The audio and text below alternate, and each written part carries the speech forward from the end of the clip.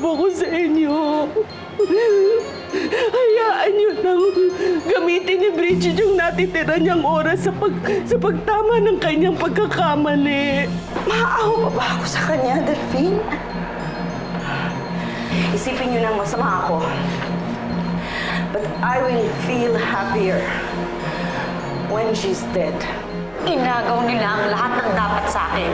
Kahit ako nagsisisi ako sa lahat ng pagkukonsinti na ginawa ko sa'yo, sa lahat ng masamang ginawa mo. Kung sa impyerno man ang punta ko, sisigurado kasama si buhay.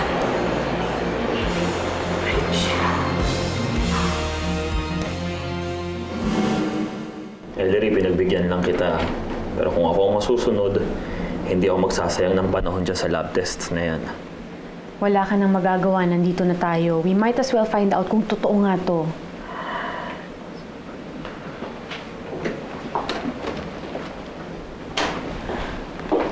Hello, Doktora. My name is Ellery po and this is my husband, Jonas. Hi. Sit down, sit down. Nabanggit sa akin ng secretary ko na you want to check the authenticity of the test results of Bridget Quintana. Actually, it's real. She has invasive ductal carcinoma. Doc, I hope you don't mind, pero meron siyang background of faking illnesses. She made us believe before na meron siyang brain cancer, pero hindi naman po pala totoo. Paano kami makakasiguro na hindi niya na naman kami niloloko? I was the one who diagnosed her. Of course, hindi ko ilalagay sa alanganin ng profesyon ko para lang manloko ng ibang tao. At lalong hindi niya ako nabayaran para sabihin may breast cancer siya. In fact, she went here to ask for a second opinion. May tumingin ng ibang doktor sa kanya. And we got the same result. Paano kung binayaran niya lang yung doktor? Kasabwat niya. I doubt it kung pareho kami nabayaran. Bakit hindi niyo siya puntahan to erase all your uncertainties?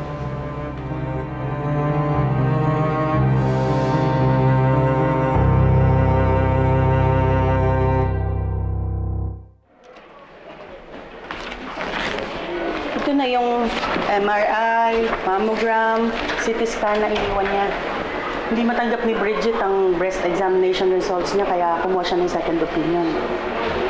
Ano na pong stage ng cancer niya? She's at stage 3.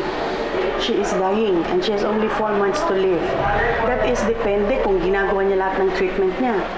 Pero if she's not doing any treatment at all, 2 months na lang ang itatagal ng buhay niya.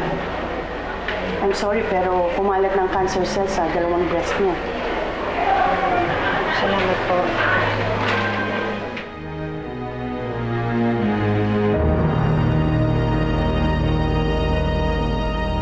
So, totoo pala ang lahat. May cancer si Bridget. Yes, Dad. Na-confirm po namin dun sa dalawang doktor na nakausap namin. May taning na ang buhay niya. Well, Diyos na ang nagbigay ng parusa sa kanya. Wala na tayong magagawa. She'll be dead soon. Marisa, please, tama na. Pwede ba let's avoid yung mga ganyang mga remarks? Bridget is dying. Let's just hope na bago siya mamatay, maayos niya ang buhay niya. Lumalambot na naman ba ang puso mo, ha, Delphine?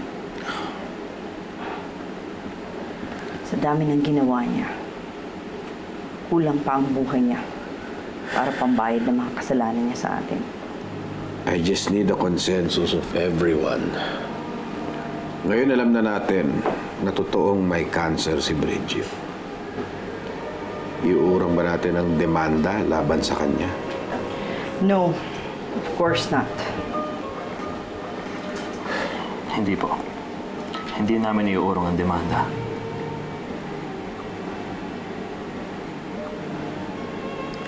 No.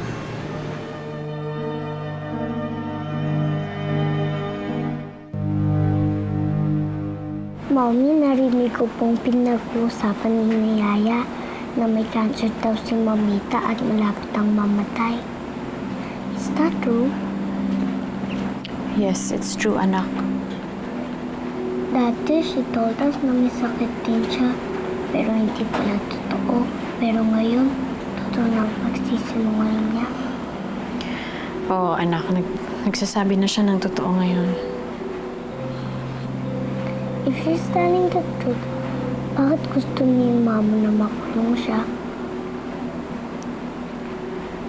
Matulog ka na, anak, ha? Sige na. Anak, Tulog ka na. Mamo wants her in jail kasi pinagtangka niyang patayin ng mamo. Jonas. Ellery, kailangan malaman ni Samantha ang totoo. Kung noon, nabuhay siya ng puro kasinungalingan lang. Ngayon, ang gusto ko, alam niya na ang totoo. Anong gusto mo? Sa ibang tao niya pa malaman ang totoo?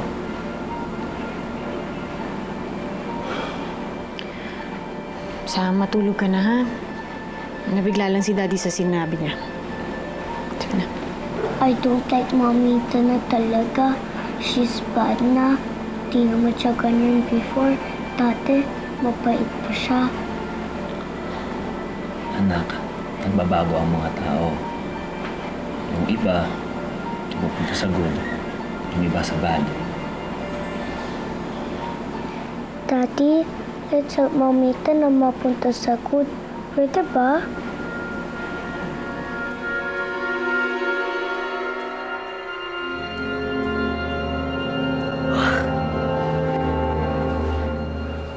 Anak ka na. Hoy! Ilang beses ko sasabihin sa'yo, ako dyan, hoy, hoy, hoy.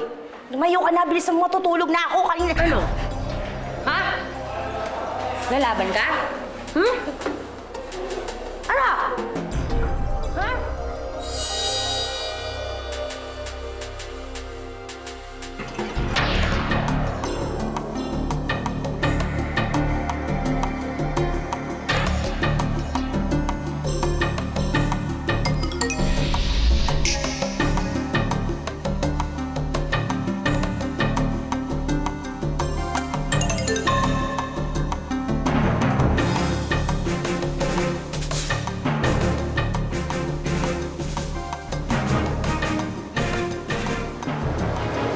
Tubig.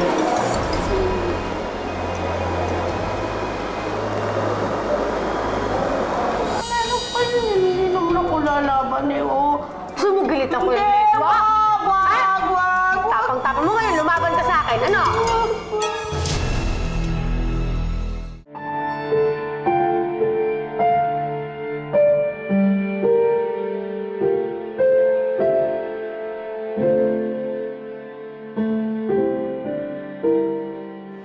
Dad?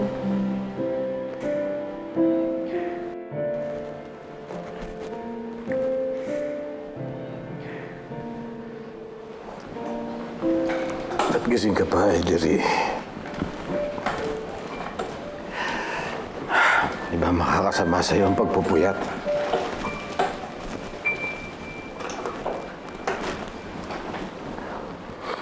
Umiiyak ba kayo, Dad? Bakit naman ako iiyak?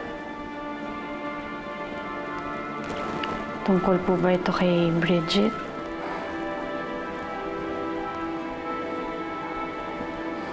Daddy, Babayaan mo na ako. Ganito lang talaga ako. Mawawala rin to.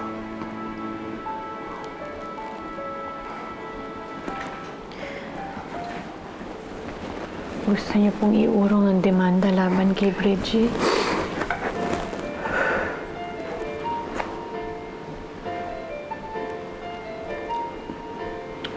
I'm sorry, Alicia. Alam ko kalabisan ang hilingin sa iyo yun.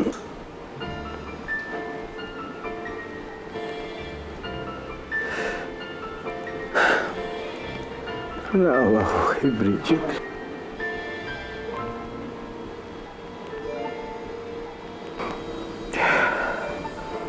Kahit gaano siya kasama, hindi ko pa rin may tatanggi na anak ko siya.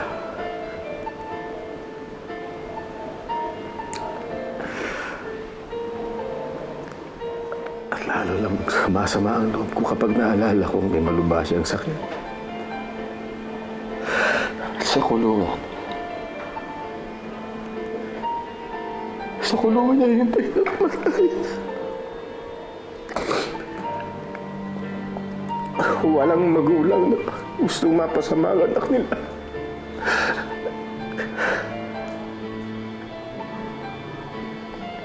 Alam mo, El, kung meron akong pagkakataon,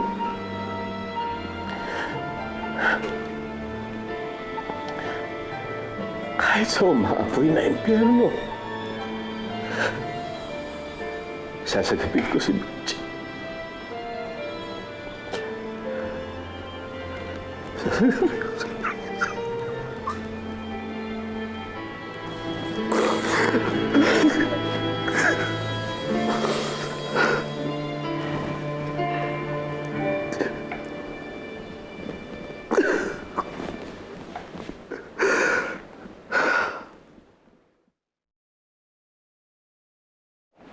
Ellery, anong nangyari? Bakit mo ako pinapunta dito?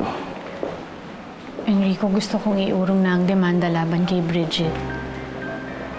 Gusto kong palabasin mo na siya ng presinto.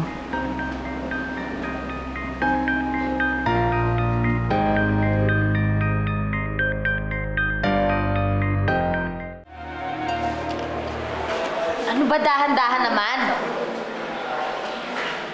Okay na ba to?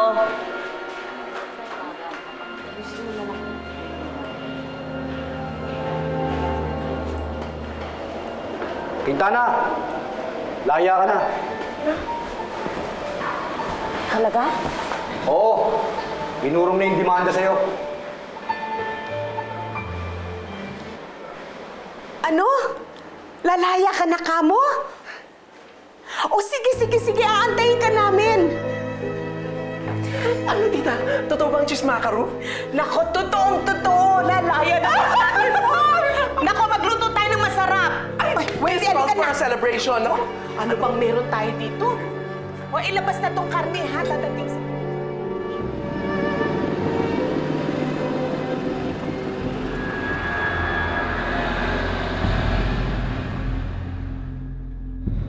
Humanda ka, Ellery. Kung mamamatay lang din naman ako, isasama na kita.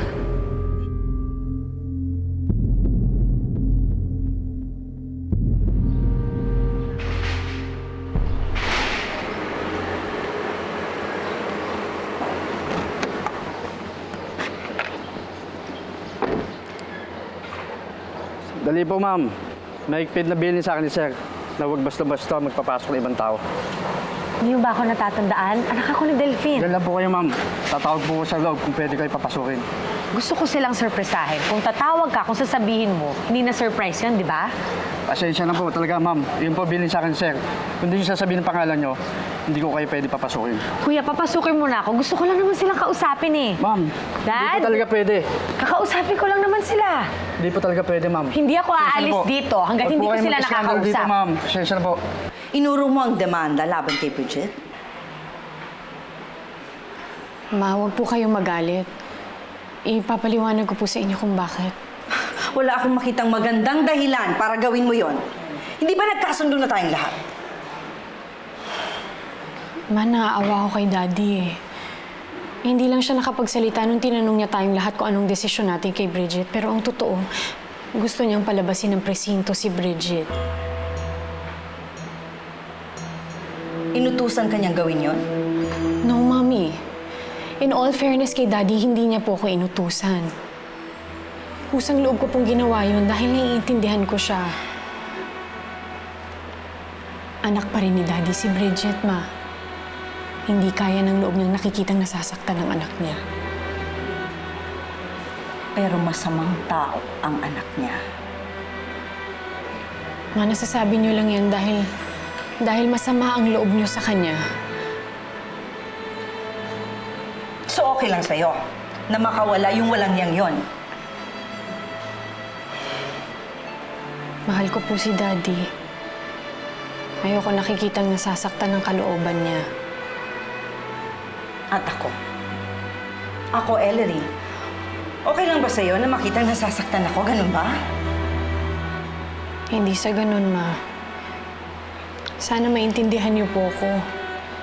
Naiipit ako sa inyo ni Daddy. Bahala kayong mag-ama. Hindi ako nagkulang sa pagbigay sa inyo ng babala. Pero demonyo ang babaeng yon. Hindi tayo titigilan nun hanggat buhay siya!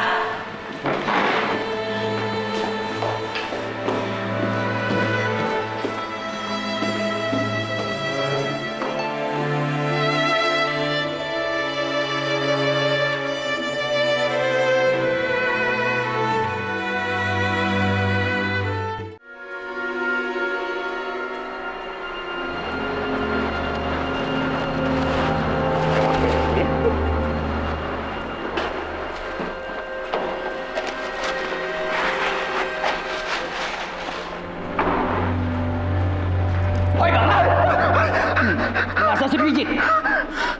Hindi ko alam. Bakit tayo mo tinatanong? Alam ko lumabas na siyang kulong eh. Nasaan siya? Hindi mo alam.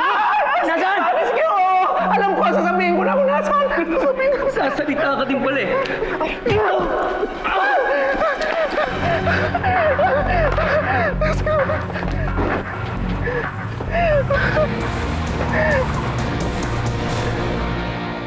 Kaya mo na siya.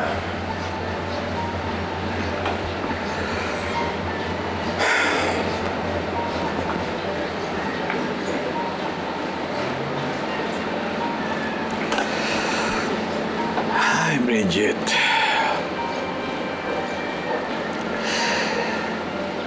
Ilang ulit mo na akong sinaktan, pinasama ang loob ko. Pero paulit-ulit ka pa rin bumabalik sa akin. Bakit?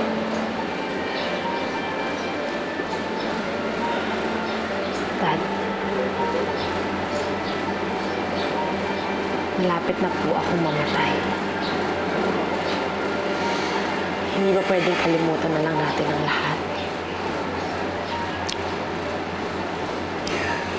Alam mo, Bridget, mahirap kalimutan ang mga kasalanang nagawa mo sa amin.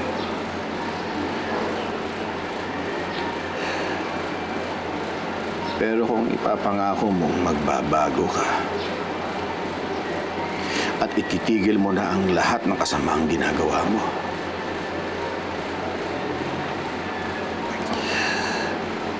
sige.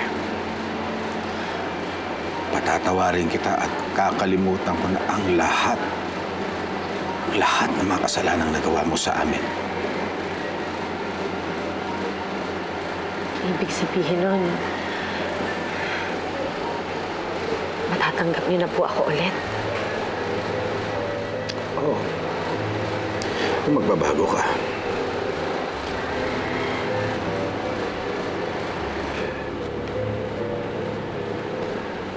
Tatanggapin kita ng dalawang kamay at tutulungan kong maayos ang buhay mo. Pero si Ellery po, galit na galit siya sa akin.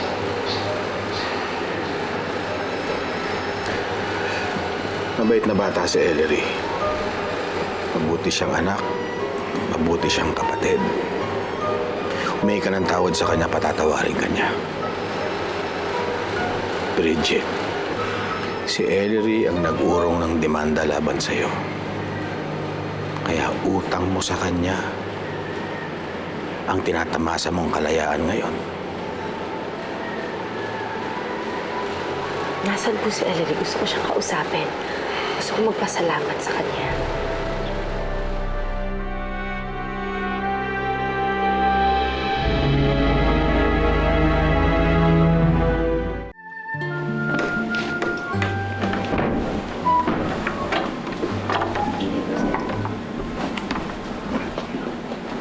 Ma, wala po kayong magalit sa akin, please. I'm sorry kung inurong ko po ang demanda ng hindi nagpapaalam sa inyo. Sana hindi ko na lang nalaman na gusto akong patayin ni Bridget. Hindi pa sasama ang loob ko kung hindi ko siya maparusahan. Ma, gusto ko rin namang bigyan ng katarungan ng ginawa niya sa inyo eh. Pero hindi pa ba sapat na malapit na siyang mamatay? Nasasaktan lang po si Daddy. Dahil alam niyang nasa kamay natin ang mga natitirang panahon ni Bridget para magbago. Ayoko makitang nasasaktan si Daddy. Ako nahihirapan. Sa totoo lang, hindi ko na nga po alam kung anong gagawin ko eh.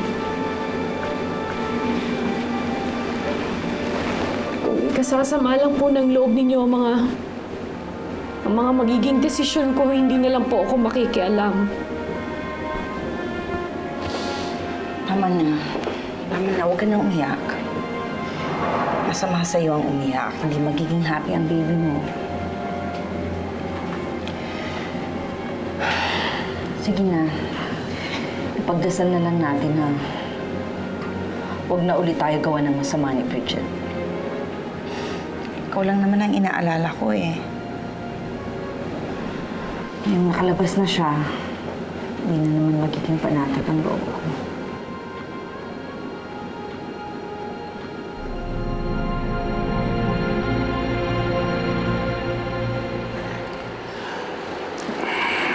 Nasa loob siya. Kausap ang mami niya. Pwede po ba akong pumasok sa loob? Gusto ko lang magpasalamat sa kanya. At hihingi na rin ako ng tawad kay Ninang.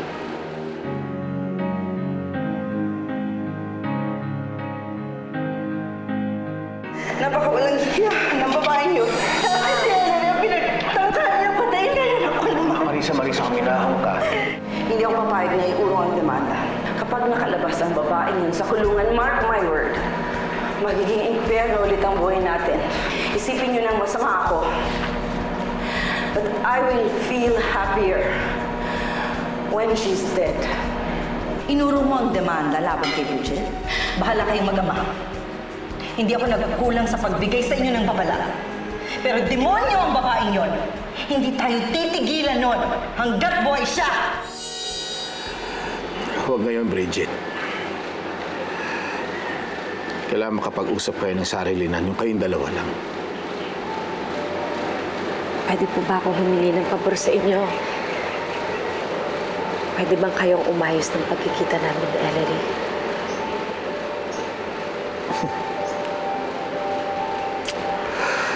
Sige. Kakausapin ko siya. At sisiguraduhin kong magkakaayos kayong dalawa.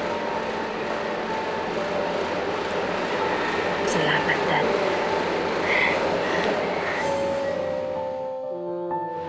Lagot ka, Ellery. Papatayin kita oras na magkita tayo.